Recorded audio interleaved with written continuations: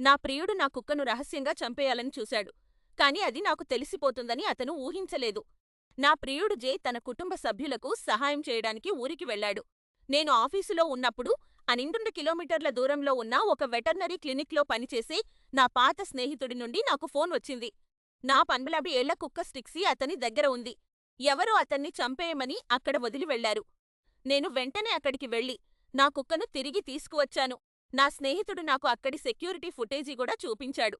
అది జే. ఆ రోజు ఉదయం అతను ఏ బట్టలు వేసుకుని వెళ్ళాడో అదే బట్టలతో అతను అక్కడ ఉన్నాడు. నేను దిగ్భ్రాంతికి గురయ్యాను. ఆ ద్రోహాన్ని నేను తట్టుకోలేకపోయాను.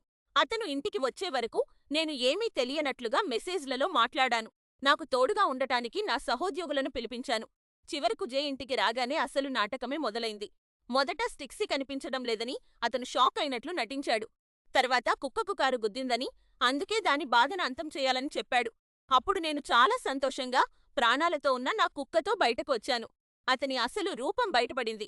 అతను నా వైపు చూసి కుక్కకు బదులుగా నన్నే చంపేయాల్సింది అని అన్నాడు. ఇప్పుడు అతను నా జీవితం నుండి వెళ్ళిపోయాడు. స్టిక్సీ క్షేమంగా ఉంది.